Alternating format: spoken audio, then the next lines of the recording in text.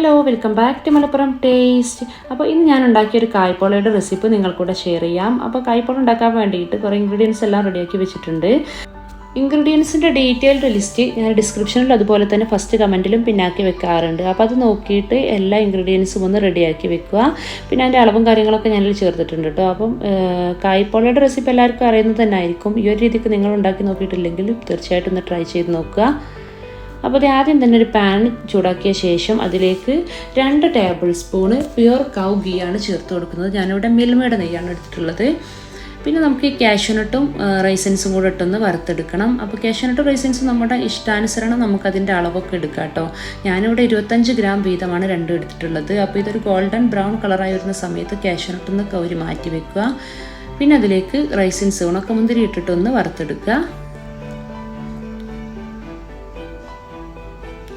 അതും ഇതുപോലെ ഒന്ന് വീർത്ത് വരുന്ന സമയത്ത് അതും കോരി മാറ്റി വെക്കുക. ഇനി ഇതേ ഗീയിലേക്ക് തന്നെ നമുക്ക് ബനാന ഇട്ടൊന്ന് വറുത്തെടുക്കാം. ഞാനിവിടെ 1/2 കിലോ ബനാനയാണ് എടുത്തിട്ടുള്ളത്. 1/2 കിലോ ബനാന എന്ന് പറയുമ്പോൾ ഒരു 3-4 ബനാന ഉണ്ടാവും. അപ്പോൾ അതിൻ്റെ വലിപ്പത്തിനനുസരിച്ച് തൂക്കത്ത് മാറ്റം വന്നേക്കാം കേട്ടോ. അപ്പോൾ അതെടുത്തിട്ട് ഇതുപോലെ അങ്ങ് അധികം നേർത്ത കഷ്ണങ്ങളാക്കേണ്ട, ഒരു ചെറിയൊരു മീഡിയം പീസുകളാക്കിയിട്ട് കട്ട് ചെയ്ത ശേഷം ഇതുപോലെ നന്നായിട്ടൊന്ന് വഴറ്റി 2 മിനിറ്റ് നേരം ഒന്ന് കുക്ക് ചെയ്തെടുത്ത ശേഷം അതും ഒന്ന് കോരി മാറ്റി വെക്കാം.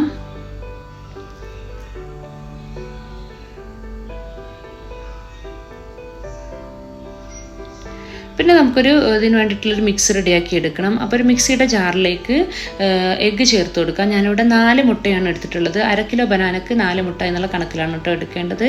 പിന്നെ ഒരു 1/4 കപ്പ് ഷുഗർ ചേർത്ത് കൊടുത്തു. 1/4 കപ്പ് മിൽക്കും കൂടെ ആഡ് ചെയ്ത് കൊടുത്തു. പിന്നെ ഒരു പിഞ്ച് ഉപ്പ്, ആ ഒരു മധുരം മുന്നോട്ട് വെക്കാൻ വേണ്ടിയിട്ട് ഒരു പിഞ്ച് ഉപ്പ് ചേർത്ത് കൊടുക്കാം. ഒരു 3-4 ഏലക്ക ചേർക്കുക, അല്ലെങ്കിൽ ഏലക്കയുടെ പൊടി ചേർക്കാം. ഇനി അതൊന്നും ഇഷ്ടമല്ലാത്തവരാണെങ്കിൽ അല്പം വാനില എസൻസും ചേർക്കാവുന്നതാണ്. അപ്പോൾ നന്നായിട്ടൊന്ന് അടിച്ചെടുത്ത ശേഷം ഇതിനെ ഒരു ബൗളിലോട്ട് മാറ്റി കൊടുക്കാം. ഇനി ഈ ഒരു മിക്സിലേക്ക് നമുക്ക് ബനാന ചേർത്ത് കൊടുക്കാം. നന്നായിട്ടൊന്ന് ഇളക്കി മിക്സാക്കി കൊടുക്കുക.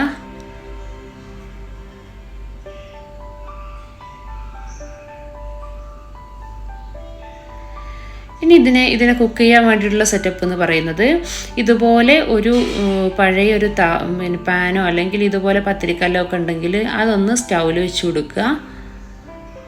അതിലേക്ക് അല്പം ഉപ്പ് ചേർത്ത് കൊടുക്കുക. പിന്നെ അതേ ഒന്ന് ഓയിൽ ഗ്രീസ് ചെയ്തിരിക്കുന്ന ഒരു പാന് അതിൻ്റെ മുകളിൽ ചേർത്ത് കൊടുക്കാം. ഈ ഒരു ടൈമിലൊന്നും ഞാൻ ഫ്ലെയിം ഓൺ ആക്കിയിട്ടില്ല കേട്ടോ.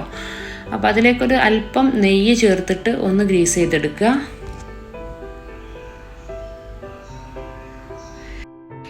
ഇനി നമ്മൾ റെഡിയാക്കി വെച്ചിട്ടുള്ള ഒരു മിക്സ് ഉണ്ടല്ലോ, അത് ഇതിലേക്ക് ചേർത്ത് കൊടുക്കാം. പിന്നെ ഞാൻ പറയുകയാണ്, ഈ സമയത്തൊന്നും നമ്മൾ ഫ്ലെയിം ഓൺ ആക്കിയിട്ടില്ല. എല്ലാം സെറ്റാക്കിയതിന് ശേഷം മാത്രം ഫ്ലെയിം ഓൺ ആക്കിയാൽ മതിയേ.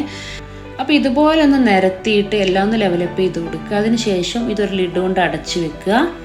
അപ്പോൾ അടച്ചു വെച്ച ശേഷം മാത്രം ഫ്ലെയിം ഓണാക്കി കൊടുക്കുക. ഫ്ലെയിം ഹൈ ഫ്ലെയിമിൽ വെച്ചിട്ട് നന്നായിട്ട് പാൻ ചൂടാകുന്നത് വരെ ഹൈ ഫ്ലെയിമിൽ വെക്കുക. അതിന് ശേഷം ലോ ഫ്ലെയിമിലോട്ട് മാറ്റുക.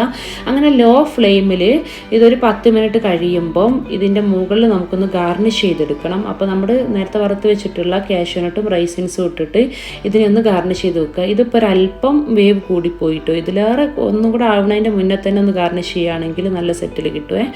അപ്പോൾ ഗാർണിഷും കൂടെ കഴിഞ്ഞ ശേഷം അടച്ചു വെച്ചിട്ട് ഒരു 10 മിനിറ്റ് നേരം കൂടെ കുക്ക് ചെയ്തെടുക്കുമ്പോഴേക്ക് എല്ലാം സെറ്റാവും. അപ്പോൾ അതേ നമ്മുടെ ഇത് ടോട്ടലായിട്ട് നമ്മൾ കുക്ക് ചെയ്തിട്ടുള്ളത് 20 മിനിറ്റാണ്. 10 മിനിറ്റ് കഴിയുമ്പോൾ ഒന്ന് എടുത്തിട്ട് ഗാർണിഷ് ചെയ്യുക. പിന്നെ ഒരു 10 മിനിറ്റ് കൂടെ കുക്ക് ചെയ്തിട്ടുണ്ട്. അപ്പോൾ അതേ അടിയൊക്കെ നന്നായിട്ട് വിട്ട് വന്നിട്ടുണ്ട്. ഇനി നമുക്കിതിന് പ്ലേറ്റിലോട്ട് മാറ്റി കൊടുക്കാം. അങ്ങനെ അതേ വളരെ കുറഞ്ഞ സമയം കൊണ്ട് പെട്ടെന്ന് തയ്യാറാക്കി എടുക്കാൻ പറ്റിയ നല്ലൊരു കായ്പോള റെഡി ആയിട്ടുണ്ട്.